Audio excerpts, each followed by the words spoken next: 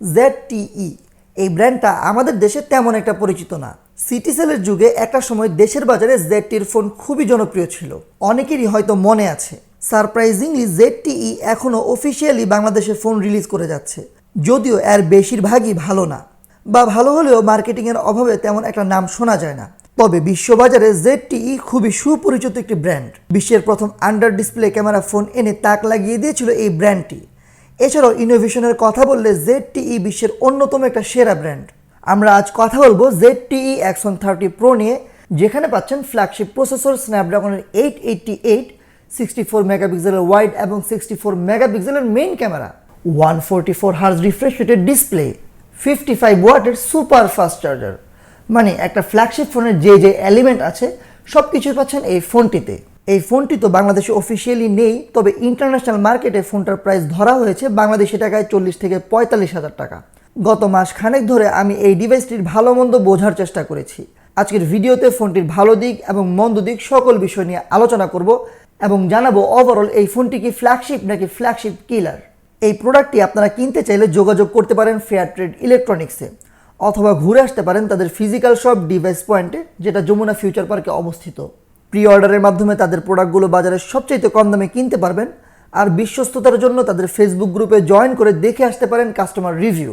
আর গ্রুপে জয়েন করলে আপডেটেড প্রাইসটা আপনারা জানতে পারবেন। তো ভিডিওটি শুরু করার আগে অবশ্যই দেখে নিন আমাদের চ্যানেলটি সাবস্ক্রাইব করা আছে কিনা। সাবস্ক্রাইব করা না থাকলে অবশ্যই আমাদের চ্যানেলটি সাবস্ক্রাইব করে নেবেন এবং অবশ্যই বেল বাটনটিতে ক্লিক করে নেবেন।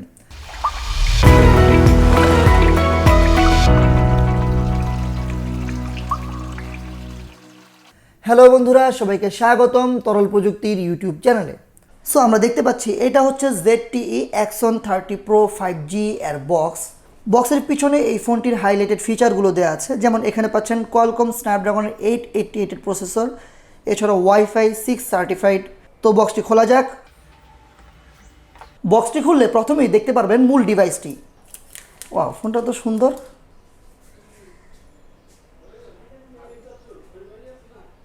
ফোনটির নিচে পাচ্ছেন আরও একটি বক্স, যেখানে পাচ্ছেন একটি ভিআইপি কার্ড, ইউজার ম্যানুয়াল, পাচ্ছেন একটি সিম ইজেক্টর পিন, একটি ট্রান্সপারেন্ট ব্যাক কভার, অ্যান্ড নিচে থাকছে আরও দুইটি বক্স, যেখানে একটি বক্সে একটি হেডফোন কনভার্টার পাচ্ছেন এবং একটি টাইপ সি চার্জিং কেবল পাচ্ছেন, এবং অন্য বক্সটিতে অবভিয়াসলি চার্জার অ্যাডাপ্টার পাচ্ছেন। তো এই তো গেলো বক্স কন্টেন্ট। বক্সে অনেক কিছুই পাওয়া যাচ্ছে ফোনটির, এবং ফোনটি একটু হালকা। কথা বলবো এই ফোনটির বাকি বিষয়গুলো নিয়ে। প্রথমেই কথা বলবো এই ফোনটির ডিজাইন নিয়ে। আমি ব্যক্তিগতভাবে একটু হালকা পাতলা কম্প্যাক্ট সাইজের ফোন পছন্দ করি। Axon 30 Pro একেবারে কম্প্যাক্ট না হলেও হালকা পাতলা, এক হাতে ব্যবহার করার মতো একটা ডিভাইস। ফোনটি ওজনে 186 গ্রাম মাত্র, আর মাত্র 7.9 mm থিক। বর্তমানে এত কম ওজনের ফ্ল্যাগশিপ ফোন পাওয়াটা একটু টাফ। ফোনটি হাতে নিয়ে বেশ ফ্ল্যাগশিপ প্রিমিয়াম একটা ফিল পেয়েছি। ফোনটির ব্যাক পার্টে ব্যবহার করা হয়েছে শাইনি গ্লাস ব্যাক, যেটা আলোতে চমৎকার একটা রিফ্লেকশন ক্রিয়েট করে। ব্যাক পার্টে বড় করে লেখা আছে Axon, আর এর নিচে লেখা ZTE 5G। ফোনটির ক্যামেরা বামটা একটু ইউনিক এবং সুন্দর। ফোনটির ডান পাশে পাচ্ছেন ভলিউম আপ ডাউন বাটন এবং টেক্সচার লক বাটন। ফোনটির নিচের দিকে পাচ্ছেন SIM tray, type C charging port এবং স্পিকার গ্রিল। ফোনটি দিয়ে বেশ loud and clear sound produce হয়, যা কানের জন্য আরামদায়ক। ওভারঅল সিম্পলের মাঝে গর্জিয়াস এবং প্রিমিয়াম একটা ফোনের কথা বললে আমি বলবো Axon 30 Pro 5G। কথা বলবো এই ফোনটির ডিসপ্লে নিয়ে। 144 হার্জ রিফ্রেশ রেটের ডিসপ্লে, তাও অ্যামোলেড প্যানেল। এই ফোনটিতে পাচ্ছেন 6.67 ইঞ্চির ফুল HD+ রেজুলেশনের অ্যামোলেড প্যানেলের ডিসপ্লে। এই ডিসপ্লেটির প্রোটেকশন হিসেবে পাচ্ছেন Corning gorilla glass 5। ডিসপ্লেটি 144 hertz refresh রেটের এবং HDR10+ সাপোর্টেড। ফোনটির ডিসপ্লেটা বেশ কালারফুল, কালার রিপ্রোডাকশন বেশ ভালো লেগেছে। এছাড়াও ডিসপ্লে চারপাশে চিন ও বেজেল অনেক কম। ডিসপ্লের টাচ রেসপন্স অসাধারণ ভালো লেগেছে, আর ব্রাইটনেস তো সুপার পজিটিভ। একেবারে সূর্যের আলোর নিচেও ফোনটির ডিসপ্লে দেখতে কোনো সমস্যাই হয়নি। আর ডিসপ্লেটা 144 হার্জ রিফ্রেশ রেট হয়, এখানে সোয়াপ করা খুব বেশি স্মুথ লেগেছে। যারা 120 হার্জ রিফ্রেশ রেট ব্যবহার করেন তারা বুঝবেন আসলে এখানে কতটা বেশি স্মুথ পাওয়া যায়, কারণ 120 হার্জ রিফ্রেশ রেট থেকে অনেক বেশি স্মুথনেস পেয়েছি এই ফোনটিতে। ডিসপ্লে চারপাশে চিন ও বেজেল অনেক কম এবং উপরেও ছোট্ট একটা পাঞ্চ হোল। ইউটিউবে ভিডিও দেখার সময় বেশ শার্প একটা এক্সপিরিয়েন্স পেয়েছি এবং আমার কাছে ফুল ভিউ এক্সপিরিয়েন্স মনে হয়েছে। সো এখানে ডিসপ্লে সেকশনে অভিযোগ করার মতো তেমন কিছুই থাকছে না। এছাড়াও অলওয়েজ অন ডিসপ্লের ফিচার পাচ্ছেন, চাইলে দুই পাশের এজগুলো ছোট বড় করতে পারবেন, কালার কাস্টমাইজেশন করতে পারবেন। আর এই ফোনটিতে পাচ্ছেন ইন ডিসপ্লে ফিঙ্গারপ্রিন্ট সেন্সর, যেটা বেশ ভালো পরিমাণে fast, just touch and unlock the device. আমার কাছে এই ফোনটির ইন ডিসপ্লে ফিঙ্গারপ্রিন্ট সেন্সর অনেক বেশি ফাস্ট মনে হয়েছে। ওভারঅল এই ফোনটির ডিসপ্লে, ডিজাইন এবং ডিউরেবিলিটি আমার কাছে অনেক ভালো লেগেছে। ফ্ল্যাগশিপ কিলিং পারফরমেন্সই বলবো। কথা বলবো ফোনটির ক্যামেরা নিয়ে। এখানে ফোনটির ক্যামেরা সেকশনে পাচ্ছেন রেয়ারে 4টি ক্যামেরার সেটআপ, যার প্রাইমারি সেন্সরটি 1.8 অ্যাপারচারের 64 মেগাপিক্সেলের সেন্সর। এছাড়াও থাকছে 64 মেগাপিক্সেলের 13mm আলট্রা ওয়াইড আরেকটি সেন্সর। অর্থাৎ এখানে 13mm আলট্রা ওয়াইডের যে ক্যামেরাটা আছে এটাও কিন্তু 64 মেগাপিক্সেলের সেন্সর। ভাই রে ভাই, জোস একটা জিনিস, এটা নিয়ে পরে কথা বলছি। এছাড়াও পাচ্ছেন 5 মেগাপিক্সেলের একটি ডেপথ সেন্সর এবং 2 মেগাপিক্সেলের ম্যাক্রো লেন্স। আর এই ফোনটির সামনে পাচ্ছেন 16 মেগাপিক্সেলের সেলফি শুটার। ক্যামেরার কোয়ালিটি নিয়ে বললে ফোনটি দিয়ে তোলা ছবিগুলো আহামরি তেমন একটা ভালো লাগেনি। ছবি ভালো, তবে ফ্ল্যাগশিপ লেভেলের বলবো না আমি। ছবিতে ভালো ডিটেলস অ্যান্ড কালার ক্যাপচার করেছে, ডাইনামিক রেঞ্জ ভালো লেগেছে, তবে ছবিগুলো কেমন যেন একটু সফট হয়ে যাচ্ছিল। দূর থেকে দেখে ছবিগুলো ভালো লাগবে, একটু জুম করলেই দেখা যাবে সে কি একটা স্মুথনেস অর্থাৎ শার্পনেসের অভাব লক্ষ্য করেছি। তবে ছবিগুলো ব্রাইট, কাছ থেকে কোনো সাবজেক্টের ছবি তুললে পিছনে ন্যাচারাল একটা ব্লার চলে আসে। তবে ভালো লেগেছে এই ফোনটির আলট্রা ওয়াইড ক্যামেরায় তোলা ছবিগুলো। এতটা ডিটেলস আমি অন্য কোনো আলট্রা ওয়াইড ক্যামেরায় পাইনি। আলট্রা ওয়াইড ক্যামেরায় তোলা ছবিগুলো ডাইনামিক রেঞ্জ বেশ ভালো পেয়েছি, 13mm ওয়াইড এবং 120 ডিগ্রি ফিল্ড অফ ভিউ, যে কারণে মনে হতেই পারে যে কোনো অ্যাকশন ক্যামেরা দিয়ে ছবি তুলছি। তবে আলট্রা ওয়াইডে সাইডে ডিস্টরশন পাবেন। পোর্ট্রেট মোডে তোলা ছবিগুলোতে edge detection close to perfect, ব্লারটাও ন্যাচারাল, তবে এখানেও ছবিগুলোতে সফট একটা ভাব রয়ে গিয়েছে। ম্যাক্রো মোডে মোটামুটি ভালোই ছবি এসেছে। লো লাইট ক্যামেরায় তোলা ছবিগুলোতে হালকা নয়েজ লক্ষ্য করেছি, আর এখানেও শার্পনেসের অভাব পেয়েছি। তবে ছবিগুলো ব্রাইট, একেবারে লো লাইটও কোয়ালিটি ধরে রাখতে পেরেছে। আমার দেখা সেরা low light ultra wide camera বলবো এই ফোনটিতে।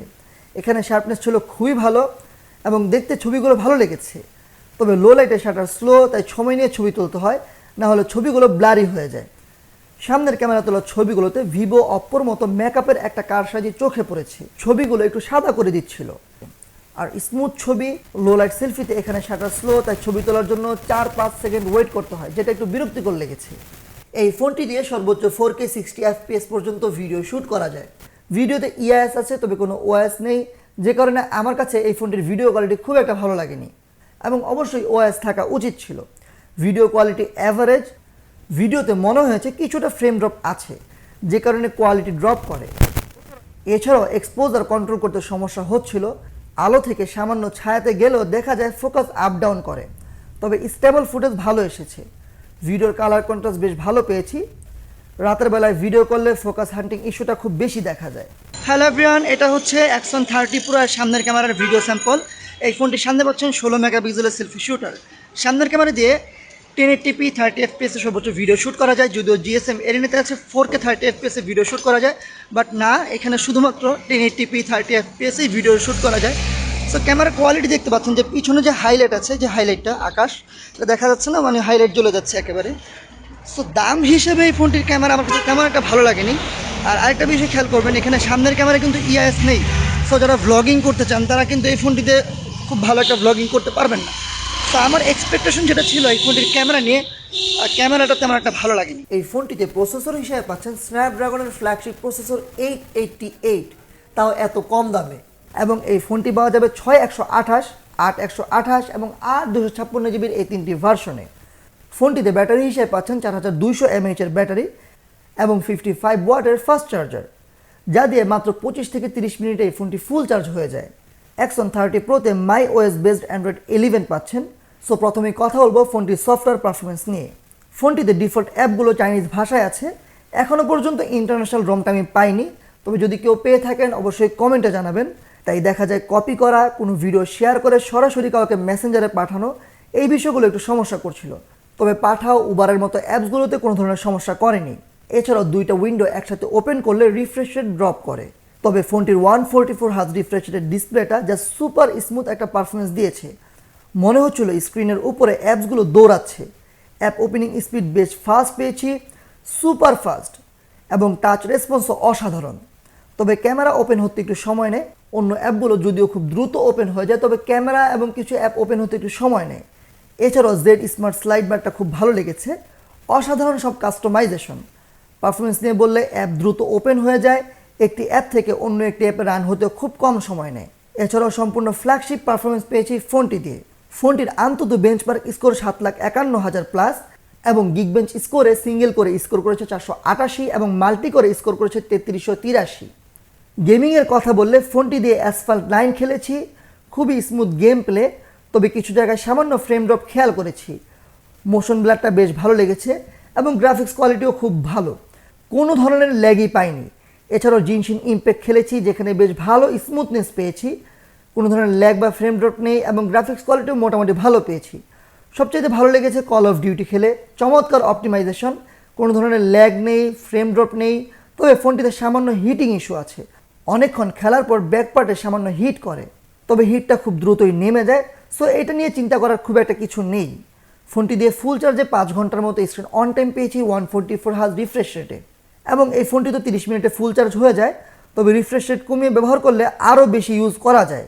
ওভারঅল এই ফোনটি নিয়ে আমার পার্সোনাল অপিনিয়ন হচ্ছে এই ফোনটিকে বলা যায় একটি ফ্ল্যাগশিপ কিলার ফোন। আমি এই ফোনটিকে ফ্ল্যাগশিপ ফোন বলবো না, কারণ এখানে ওএস নেই, ক্যামেরাতে আরও ভালো আপগ্রেডের দরকার ছিল। সো কিছু কারণে আমি এই ফোনটিকে ফ্ল্যাগশিপ বলতে পারছি না।